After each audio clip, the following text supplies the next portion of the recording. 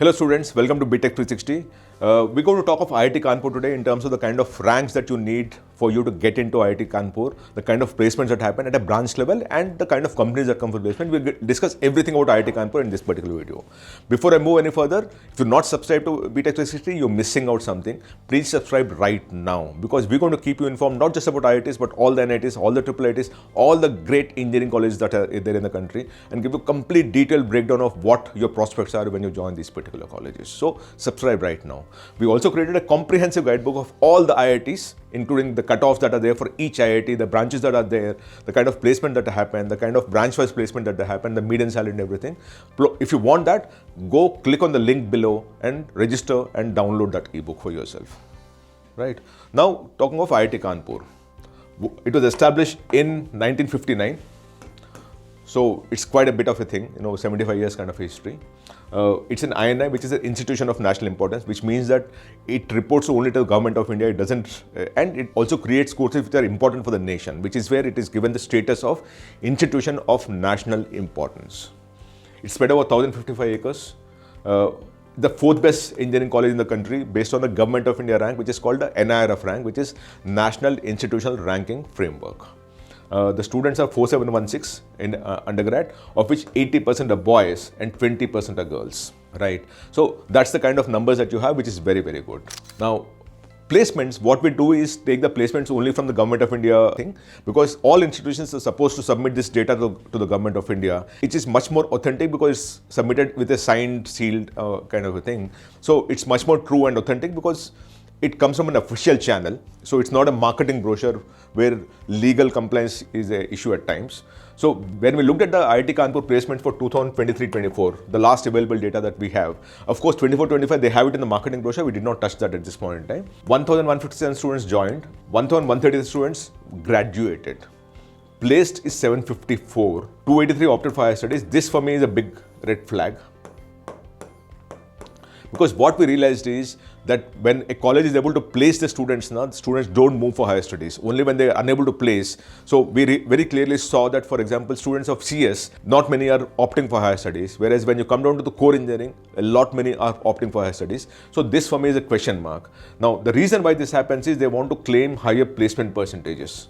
When we talk of placement percentages, they reduce from the graduated to the number of students who opted for higher studies. This comes down, the universe comes down, and from there they calculate the placement percentage. That's where the problem is. Because if you compare 1133 to 754, then we're dealing with about 70% placement only. But here it's 88% because 283 were removed to calculate the placement percentages. And the median salary is 19.4 lakh, which has come down from 23 lakhs also, if you noticed. In the previous year, it was 23 lakhs, which has come down. Even the placement percentage, 92.23% has come down to 88.71%. So very clearly something is happening here that is a bit of a concern for people. Now, what are the placement highlights? If you look at the average domestic salary for each of the branches, you look at that. 44.7 lakh is the domestic highest package. Average international salary is 132. I wish they had also talked about the median salary, but anyway, they're not talking of that. The median salary for electrical is 34.C, A is 20.5, mechanical is 20.1, chemical is 19.9, and international salary also you have, which means that a few companies, in this particular case, there is no one who went for international placement, but you also have international offers is what claim. In which case, I'm slightly worried because 28.3 for international package is very, very less. Now, what is the branch-wise closing rank? Now, this is category rank, remember that.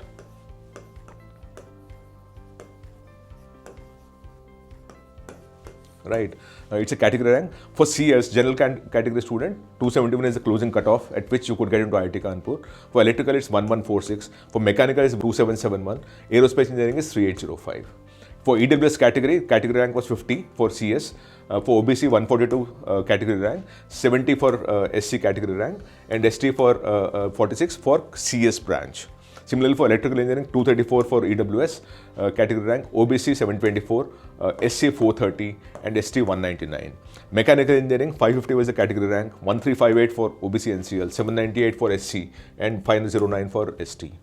Aerospace engineering, 830 category rank for EWS, 1889 for OBC, 1090 for SC, and 623 for ST. Moving further to the other branches, chemical engineering, 4280 is the category rank for general category, Civil engineering is 6161, material science and engineering is 6337, biological is 70105. You also have the category ranks across all the other branches also. Please take a screenshot of this. This will help you understand what are your chances at a category level to get into any of these branches if you want to study only at IIT Kanpur. Now, what are the companies that come for placement? BPCL, NPCA, Databricks, Microsoft, Google, Oracle, Qualcomm. So you actually have the best Texas Instruments, Misho, Shiprocket, Reliance, Merilife, Deutsche Bank, ICICI Bank, FedEx, American Express. So you have all the big tech companies, the big banks, the big FMCG companies, the big consulting companies. All these companies seem to be going there for placement. And even PSUs are going for placement here. Now, when we also looked at the LinkedIn profile of students who studied at IIT Kanpur, and we found 59,995 students who claimed that they studied at IIT Kanpur in different programs, whatever they are, of which 416 students are right now working in Microsoft, 146 are right now working in Deloitte, 81 are right now working in EY, and 345 are right now working in Qualcomm. So this is a good number because at some point in time, Microsoft 1403 were working, which means that Microsoft goes there for placement, people who are joined there and then moved on to higher different jobs, different territories and so on and so forth. Similarly with Deloitte, EY and Qualcomm. We also looked at the MAANG companies, which are the trillion-dollar companies, because it's important for you to understand where the big packages come from. And there when we noticed that 149 students are right now working in Meta, which means that at some point Meta was going for placement. Apple 140 students are working, Amazon 352 are working, Netflix 9 are working, and Google 451 students are working. And these are the kind of numbers that were there at some point in time where the students were working in. So very clearly, all these companies, the institution creates good skill set amongst the students that they could actually get into these companies either from a campus or from outside the campus. We also looked at where are they working currently in terms of how globally mobile they are, how mobile they are from IIT Kanpur itself. When we looked at that data, we saw that 80% students were working in India, which means 20% students are working in the world, around the world, right? Now, this is a good number, and I always say that a good institution over a period of time, if you have great legacy, you will have more than a quarter or half of the students working all over the world, which is what seems to be happening here. So 20% students are working outside the world. And when you dig deeper, 13% of them are right now in USA, right? 858 students or 1% are in UK, another 1% in Canada, UAE, Singapore, Germany, and Australia. So very clearly, the skill sets of people who are studying in this institute are so good that they're able to find job opportunities outside the world. They might have joined a company in India and then moved up the scale and attained global positions, or they might have moved out of the current company and got onto a global role also, right?